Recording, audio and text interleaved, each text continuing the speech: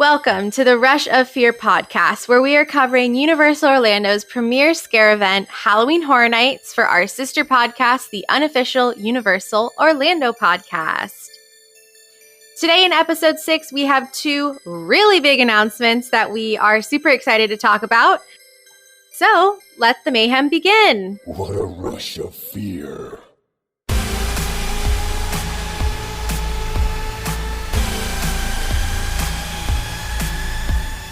Hi everyone, I'm your host Maddie, and today once again it's just me and Kenneth running the show. Hi Kenneth. Woo woo woo! What up? I thought you were gonna make a train noise when I first heard that. Woo woo! Chugga Yeah. chugga chugga chugga chugga. Announcement train coming into the station.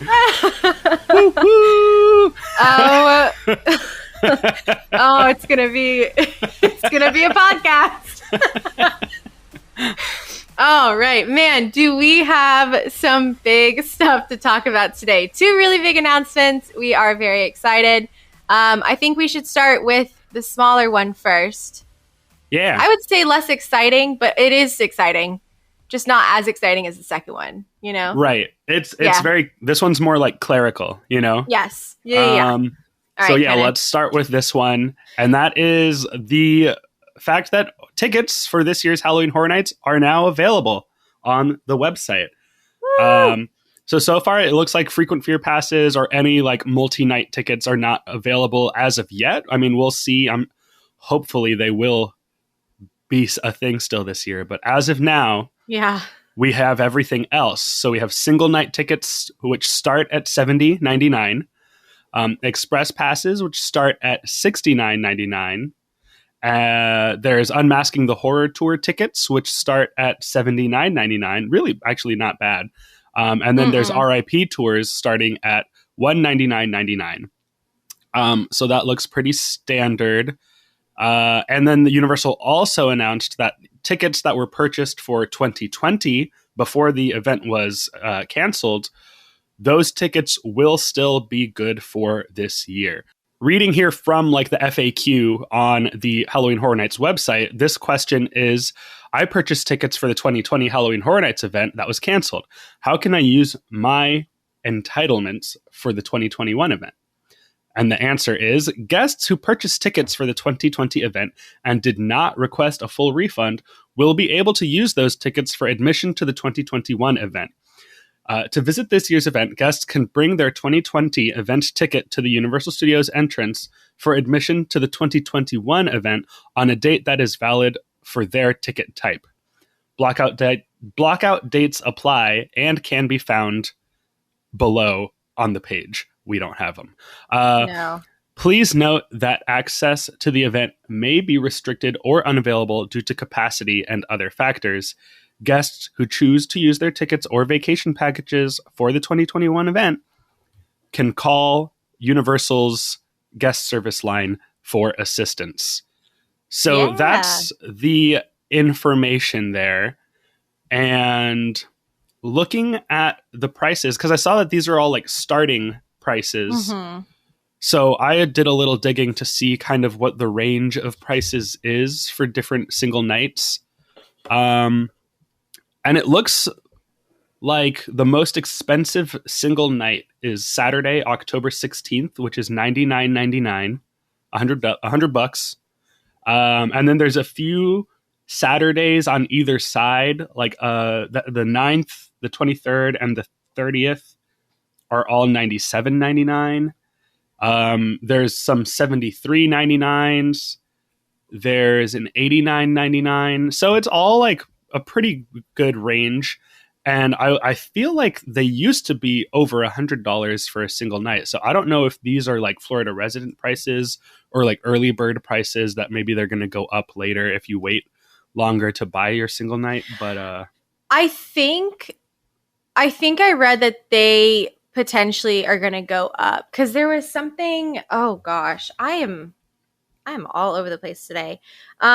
When I screen capped it to put it on our Instagram yesterday, that was from the like Universal, or not the Halloween Horror Nights website. It was the Universal Orlando Resort website. and it was under like the extras tab. When you actually go to purchase a ticket, there's like tickets, express passes, and then extras. And the tab was under there on my phone. I am looking at the website right now, and I cannot find it. I'm What are you looking anyways, for? the thing that I found yesterday, like where I screen capped the prices. But it says on here, choose a night to experience the world's premier Halloween Horror Nights event and save up to $52 on select nights. Okay. So yeah, I'm wondering if it is like this is the early bird, like get it now before prices go up kind of thing. Yeah, because I think I saw like that the $70.99 is cut down from like $129.99 or something like that. Yeah. Or wait, I was just looking at it. What is it? Where did I see that? Whatever. Yeah. I could have sworn. This website keeps changing before our very eyes. I know. And of course, like always, the Premier Annual Pass will get that one free night. They have not announced if they're going to be doing scare actor dining yet. That has yet to come up. Oh, here it is. I found it. So on the actual Halloween Horror Nights website, if you click on tickets, right here it says single night tickets from $70.99 plus tax, and then underneath it says front gate price $122.99 plus tax. Ooh, and yikes. that's like crossed out because on the website you're going to get a cheaper price. Right. So, I mean, and I think that's pretty common knowledge that, you're always going to pay the highest price if you wait to buy the ticket at the gate. Like it always helps to buy them online ahead of time.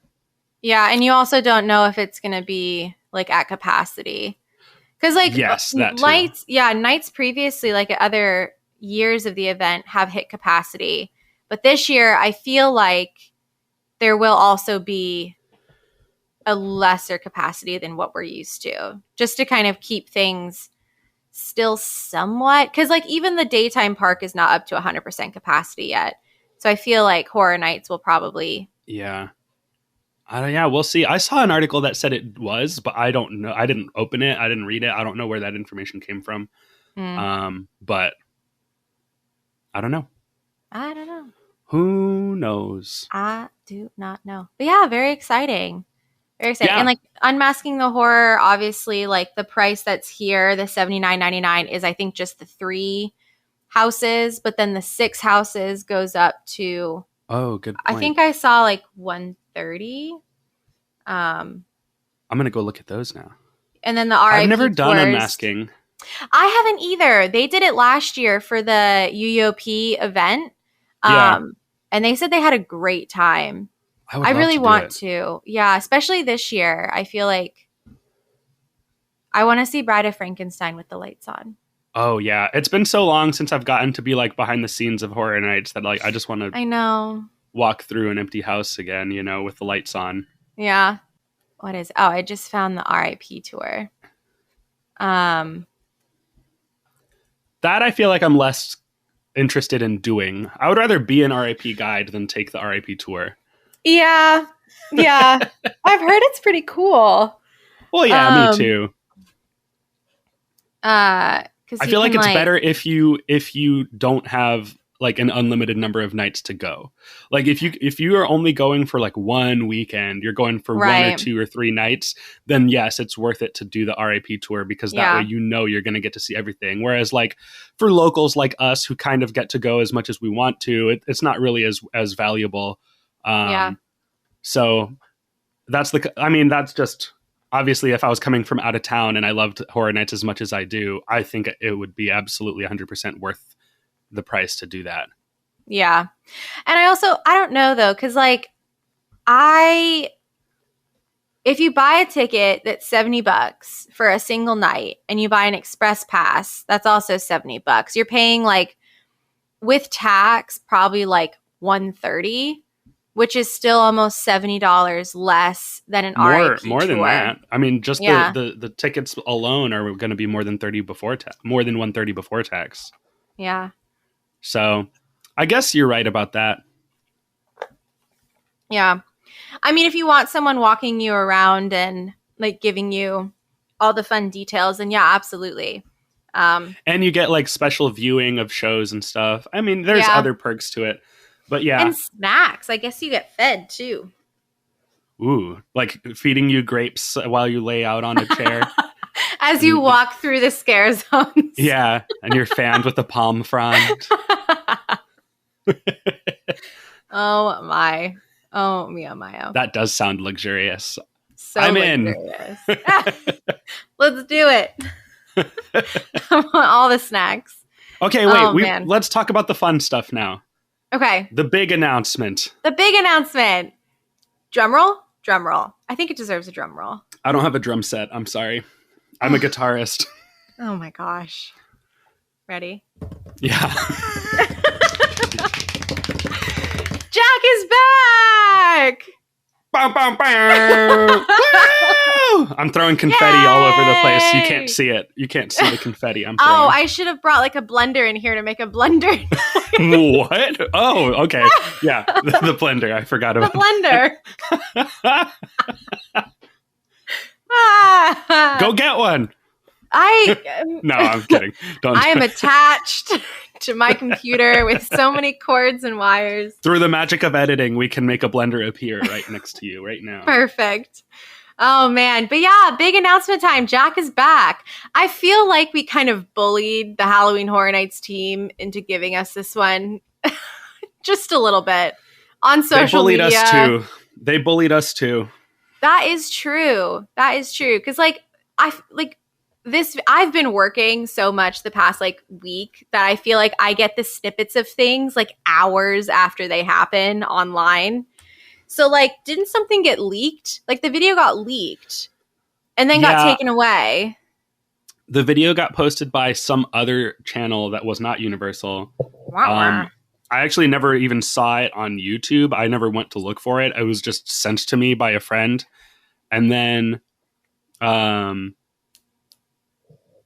everyone was like, is this real? It looks pretty real. Yeah. But Universal is not saying anything. I think Horror Nights even tweeted don't believe everything you see.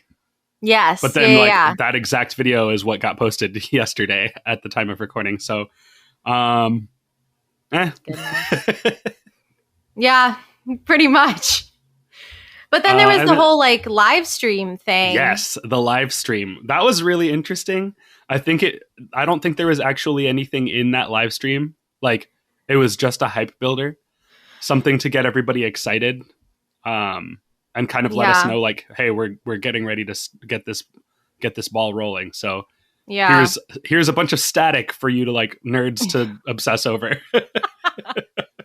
I know. Yeah, I saw everyone trying to figure out the feed on Twitter was oh wait, that was fog, not static. Something's gonna happen, and I was yeah. Oh, what? It's I'm gonna go to bed now. Yeah, I was I'll see it in the morning. Exactly. I'm not gonna sit here and try to stare into the static. I watched it for half an hour, and then I was like, "This is nothing." I'm going to sleep. But what's funny is that they know they have us. That marketing team. Oh man, we are on a leash, and they have us, and they can do whatever they want. Well, they can do whatever they want and get away with it because the event is always worth it. Right. Mm-hmm. Whereas no, not to throw shade at Disney, but I feel like Disney is so to its guests. As an annual pass holder, I'm not renewing. I don't think that I feel like it's worth it anymore. Yeah. And they like to announce things and then not do them, or it's a much lesser version. Yeah. And yet everyone keeps going and giving them their money. And I'm just you're not delivering. You're not. Yeah. You're not delivering on what people are paying for. Yeah. And you're building this hype and then not giving us what you're promising. Whereas Horror Nights can bully us and tease us and drag us along. And we're all going to be down for it because we know no matter what the marketing team does, no matter what the announcements are, we know we're going to go. The houses are going to be great. We're going to have a fun time. We're going to get our scares. We're going to have our fun. And the marketing is just like a build up to the real thing. Yeah. And so, yeah, they can do whatever. And we're Yeah. all going to be like, great. As long as you scare me when I'm there, as long as you have somebody in a costume jump out at me from around the corner, I'll be happy. Pretty much. Pretty much. Yeah, you're not wrong. Yeah, Jack, we're super excited. Jack. Schmidt, the Yes. clown. Should we read from the thing? Yeah. The blog At post? least at first, at least a little bit. If y'all haven't gone to read the blog post that I used to remember his name, but now I don't. There's a gentleman who does all of the blog posts for Halloween Horror Nights. And this, I think, is the longest one I have seen to date. It goes into extreme detail about Jack the Clown and his creation, his evolution through the event, how they decided different parts of his costume and his makeup and his laugh. And they interviewed Mike Aiello and the gentleman who plays Jack the Clown, whose name James is escaping Keaton. me. Yes, there we go. It's a really good blog post if you guys want to check it out. We're going to read a little bit from it, though, just the parts that kind of correlate to this year's event. Yeah. So I'll read the first half if you want to read the second half. So you'll read the Jack's beginning. Okay. Okay. Sounds good. La la la la. Oh my. The coffee hasn't set in yet. This is just me. Is it chlorophobia? No, that's chloroform. Colorophobia or coulrophobia? I wish there was a way that I could have it speak to Hey me. Siri, what is the fear of clowns called? The evil clown is a subversion. That's of not what I asked you about. Come on. Hey Siri, what is the phobia of clowns? Here's what I found from healthline.com. The fear of clowns is called coulrophobia. Thank you, ma'am. Colorophobia. Coulrophobia. That was beautiful. An evil clown. It was like a movie, Evil Clown. I'm not trying to watch a movie. No, thank you. All right. So, Jack the Clown Schmidt, the first original Halloween Horror Nights icon. Coulrophobia is defined as having an abnormal fear of clowns. When it comes to Universal Studios Hollywood or Halloween Horror Nights, it's a fear that has become warranted. If you look back on the history of the event, there is one beginning that has appeared time and again to rain carnage and chaos on its patrons. A beginning with a malicious... being. What? Oh my God. A being. I suck. Yeah, you're correct. You're right. A being with a malicious face done up with a white and green paint, grease paint, a red nose, and fiery hair of a clown. This year marks 30 years of fears for HHN at Universal Orlando Resort, making it a twisted celebration of the last 3 decades of the event. In addition to continuing to bring some of the biggest names of horror genres as haunted houses and scare zones, the creative entertainment teams are also bringing back your favorite original characters and icons. Ooh, wink, wink, hint, hint. That's exciting. Plural. Yeah, plural, multiple. It's going to be great, including Jack the Clown. Love him or hate him, it's only appropriate that Jack is amongst those returning. After all, he is the first original icon that was created for HHN and has grown to become the recognized unofficial face of the event. Yeah. And then there's a quote. Do you want me to read the quote? Oh. Yeah, you can read the quote. Okay. What do people fear? What do they want to see? What don't they want to see? Michael Aiello begins. We used to do surveys and we always got fear of spiders, the dark, and clowns. Clowns were always number one. The art and design team at the time took that thought, and the rest, they say, is history. But nobody knew Jack would become what Jack is now. That's so funny that spiders and the dark were up there with it. Imagine if they went the first icon was a spider. A Spider-Man. But not the Spider-Man. Just a Spider-Man. A man spider. Ew. Um, I So don't here- like spiders. So like if I had gotten this survey, I 100 would have I would have put spiders, snakes, and also clowns because I do not like clowns. Jack is okay. But like Well- actual circus clowns, I can't. Yeah. I feel like I'm more okay with scary clowns than with normal clowns. Yeah. At least they're being honest. Okay, Jack's beginning. For 20 years, Jack the Clown has been tormenting visitors to Halloween Horror Nights, making his first appearance back in 2000. His full backstory is quite extensive and dark, which hinders me from sharing his whole story, but here's the abbreviated version. And then it says you can easily do a search online for the full story if you'd like. Jack Schmidt was a carnival performer who was part of a circus troupe led by a gentleman named Dr. Oddfellow. Turns out Jack was a clown with murderous tendencies, shocker, which typically doesn't bode well for a show that is supposed to make families laugh. Jack confided in Oddfellow about his heinous actions, and, long story short, Oddfellow betrayed Jack, murdered him, and kept his body inside a Jack-in-the-Box for years until he was later accidentally released, unleashing something even more evil and diabolically powerful. He exacted vengeance on Oddfellow, and then became the ringmaster of his own traveling circus, Carnival of Carnage. On paper, the story of Jack the Clown is evidence enough that our entertainment team's interpretation of coulrophobia was going to be successful.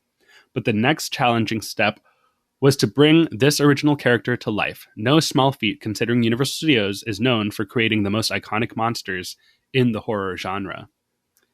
Yeah. So that's as much of this as we're going to read, kind of just glazing over some of the history, it's a broader strokes. It gets very detailed. The blog post is 2 or 3 times this length of what we've already read. We don't want to just sit here and read, but and it has some is- really good pictures too. oh yeah, it does. Yeah. I think it's really interesting that they consider Jack as like an extension of Universal's history of creating monsters. So like, I think as far as like the parks and art and design teams are concerned, like the Horror Nights icons are like the second chapter of the book started by Dracula, Frankenstein, Mummy, Wolfman, like all of those classic monsters. And then the Horror Nights icons are like the next evolution of that, which I know obviously like Horror Nights fans definitely consider it that way, but I think it's interesting that even this blog post kind of gets at that idea. Yeah. And they have such a history. I mean, just we've talked about it in the past. Just the history of Horror Nights here in Orlando itself is it's so fun. Like it came about as like the other park is doing something, we have to do something, but we want to make it like more adult. And then from there just came this crazy ride of things and icons and stories and, icons aside, like even some of the original houses can have full movies based upon their story. Like Seeds of Extinction, I want to see the movie for Seeds of Extinction. Oh, yeah, that would be cool. That house was so beautiful. It was really, really cool. Yeah, or even like, I mean, I think the body collectors are very similar to Buffy the Vampire Slayer. What are they called? Mm-hmm. I forget what they're called, but they're the Gentlemen or something like that. Mm-hmm. Hush, I think is the episode that they're from, but I've never watched that show. But I know that they have a very similar design, and they're back before Horror Nights and Universal had the money to officially license things, they would kind of do like things inspired by quote unquote other things, and then they would kind of like borrow designs and say no, this is our own version of a similar idea. Whereas now I think they probably would have just done a Buffy the Vampire Slayer house. Yeah. But, you know, there's the body collectors, there's Psychoscarapy, there's like so many things that they're just great at creating these ideas. But obviously Jack is the one that, like this thing says, has really taken off as like the main guy for this event. Yeah. And you don't have any personal history with Jack, right? You've never met him? Nope. I'm very excited. Nice. Of all the things that you've seen online, like have you watched the shows? Have you seen kind of like what he's been up to? Like what's the one thing that you would say like you would like to, if you had a time machine, you would go back and check out one thing that Jack has been a part of? What would it be? The Carnival of Carnage show. I've seen, like, I've watched it on YouTube.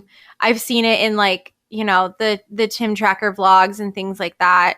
The one from 2007 or 2015? 2015, the more recent one. Yeah. I know I've seen like pictures and probably snippets of videos of the older one, but the most recent one is the one that I've seen the most of. Yeah. Yeah. All the That vloggers, show, they loved that show. I because I was working that year, I never actually got to see that show in person. But I've watched the videos, and I did get to see the original 2007 show. Mm-hmm. So I don't feel like I missed out all that much. What I do like that, like Blood by My Chemical Romance, which is like the hidden bonus track on the Black Parade album, is like Jack's unofficial theme song, kind of. Yeah. Like it was used in like after the show was over in 2007, as everyone was walking away, they would play the song. And then I think it was like the pre-show music for 2015. And so if we get that song coming back again this year, I'm going to be like, okay, this is official now. This is my own headcanon. Like that is Jack's personal song. It's official. It's his favorite song. Official. Yeah. It's his favorite song. You would have thought it would be Killer Clowns from Outer Space, but no, it's Blood by My Chemical Romance. Oh, what a good song. The Killer Clowns from Outer Space. Oh, yeah. I feel like that song was just stuck in my head the entire year. I would just be singing it all the time. Just Killer Clowns, always there. That's a movie that, like, when people would, you know, when the conversation would come up of like, what's something that you would like to see at Halloween Horror Nights, I would never even think that was in the realm of possibility. I was like, no one has seen this movie. Nobody knows what it is. Halloween Horror Nights would never do it. And now they've done it twice. And I'm like, oh, okay, I was wrong. I guess anything's in play now. It was like cool. Mike Aiello's like ultimate dream. Like it was his goal to get that in there, which I think is so cool. You know? Oh, yeah. I just happened to be in that zone on the night that the Kyoto brothers, the like directors of that movie, they were there, and like Mike Aiello was like with them and showing them around. Oh my gosh. I like saw them walking around and I was like, oh my God, look who it is. Look who it is. It's the guys who made this movie. And they're here and they're in the scare zone and they're like just standing off to the side, like where I was standing. They were like, me and my group were just standing there watching. And then like Mike Aiello and the directors of the movie come and stand right next to us to watch. And I'm just like, how cool is that? How cool would it be to like make a movie and have it like not be like the biggest movie in the whole entire world, but like have an event like Halloween Horror Nights take hold of it and bring it to life and then be able to walk through it. I can't even imagine that. So cool. It's crazy. Cool. I know. Anyway, back to the topic of Jack. Yes. I actually just remembered before we started recording a moment that I had with Jack one time.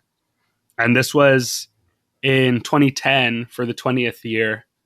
There was I think it was called the Hallowed Past. It was the like 20th anniversary house that they had in the parade building.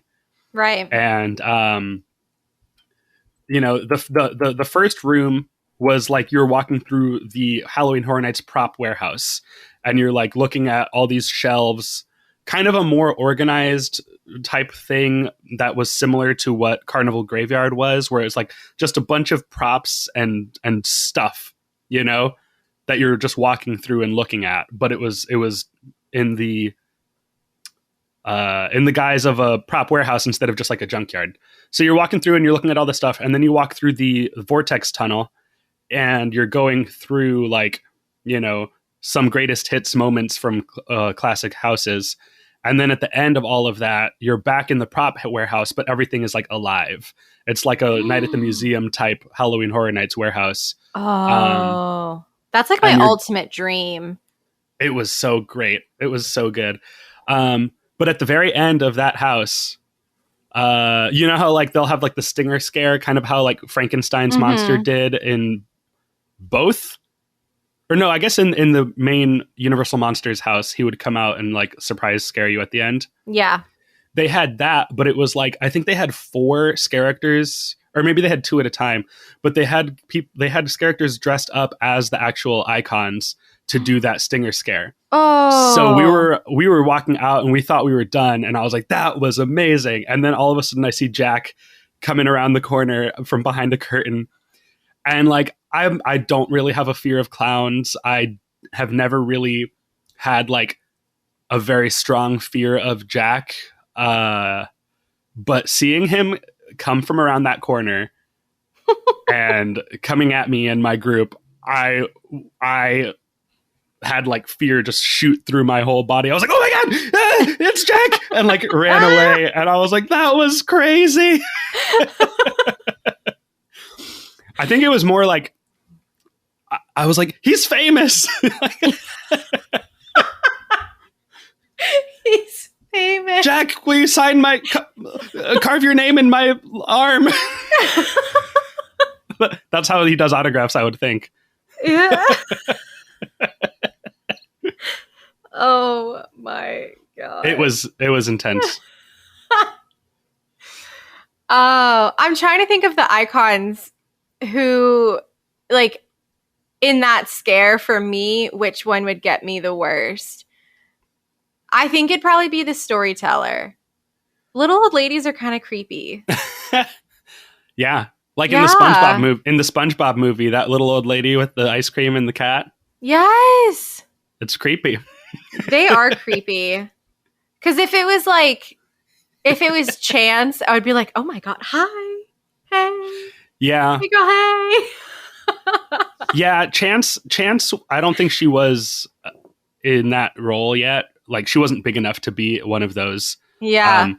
But nowadays, I think she would be in that lineup. Oh, absolutely. When did she come about? I think she was introduced 2007 at the Carnival of Carnage. Okay. That's when she had the polka dot top. Yes. Right? Yeah, yes. The polka dot top. And then the 2015, she was in like a red outfit. It was like a red top. There weren't polka dots, but it was red. And then the next year when she was by herself, that's when she was in the blue outfit. Right? Yeah. I think so. Because Jack's outfits changed as well. That was a big part of the blog post that we like didn't read about, is his like the change in his costume as he got more and more powerful throughout the years of the event, which oh my gosh, there's something about like costume design and like makeup design. I have no desire to be in any of those fields, like, because I want to work in film, but it is so intriguing how much of a story you can tell just through someone's costume and like the costumes as it goes throughout a story. Like, I love it. I love it. And the evolution of his look is so like, I never realized how many steps there were along the way. Mm-hmm. It's iconic too. You don't think about it, but then when you see his outfits, you're like, oh, like absolutely. Yeah. Yeah. Because the 2007 Carnival of Carnage, he had a pretty like, you know, it looks like a normal fabric like ringleader jacket. And then the 2015 one is like a leather like trench coat version of a ringleader jacket, which looks that's when he's like at his most powerful. Yeah. is that costume. Yeah. I'm excited to see if they put him in a new look this year. I feel like he's gonna have to be. Like, Yeah. I don't know. That leather trench coat jacket is like, that's like ultimate form. I feel like if they go past that, it's like, what can you do? yeah. Maybe he won't have the spotted. I'm looking at pictures of him now. Maybe he won't have the spotted pants anymore. Maybe he'll have like maybe. cool pants. Yeah, cool pants. Cool pants. Jack comes out and you're like, man, look how Those are good he looks. Look how cool he is. Look at those pants. Jack, your pants look great. You know how people at like concerts like will shout out stuff like, Rihanna, will you marry me? Jack, I like your pants. I'm gonna bring a sign like a concert, like a big sign that says "Jack, I like your pants," Jack, I like your pants. and hold it up at the show. If they do a show, as the speculation map hints at, if there's a show, I'm bringing a "Jack, I like your pants" sign. Oh my god, I'm dead. I'm dead. You know, he let's- is pretty scary looking. I'm looking at these pictures and like he's pretty nasty. Yeah. There's this one picture that I'm looking at right now, and it's kind of like, it's not a total side profile, but it's just off of like front and center a little bit to see like the exaggerated jawbone. I don't know why, but that's terrifying to me. Are you looking at the blog post? No, I'm on Google. I just typed in Jack the Clown. Oh, okay. I'm looking at the pictures on the blog post, and like these are great pictures. He's, yeah. Like, here, I'll send you this one that I'm looking at right now. He's terrifying. Like, They really did a good job. they did. They're really, yeah, they do a good job. But let's talk about, okay, so on the spec map, we obviously see that there's this show, right? Show for Jack, Right. Jack show. Super exciting about that. But do we think that we will also see him in a house and a street? Because, I guess there is oh gosh, now my mind is running in a million different places and I have to go back to the speculation map that we talked about last week. Oh my goodness. Okay. Well, the announcement video does say that he will be in a house. Mm-hmm. So I'm assuming that's going to be the HHN Icons captured house. Oh yeah, it could be. Yeah, because there's no other think so. one.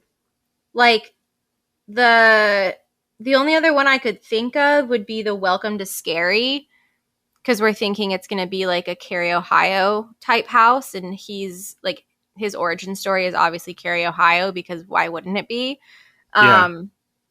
But I would assume he would be in the Icons house. But then we also have the 30th anniversary Scare Zone, so I would assume that he would probably be there as well. So we may have him in all three places, which Could be. Oh yeah, I would be 100% okay with all of that. But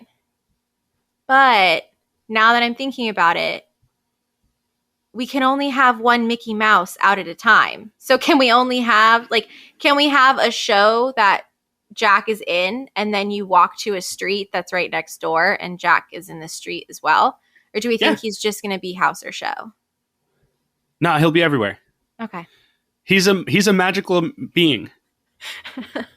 The Mickey Mouse syndrome. Here's the thing. As long as you can't see more than one of him at a time, it's fine. Then the character integrity holds. Yeah. You're not in the show and the house and the Scare Zone all at the same time. You can only see him in one place at one time. One at a time.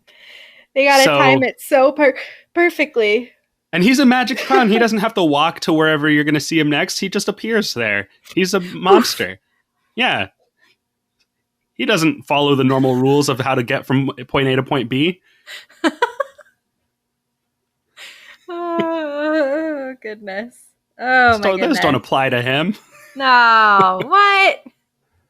He's a magic monster. He's a scary clown. Yeah. Cool pants. And a great jacket. Super great jacket. He's got a nice jacket. Some His beautiful hair. Yeah.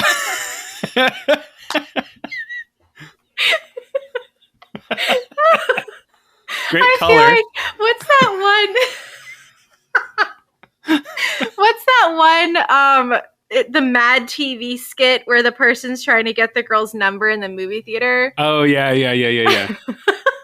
That's us right now with Jack. Yeah. I like your pants, Jack. I like your pants.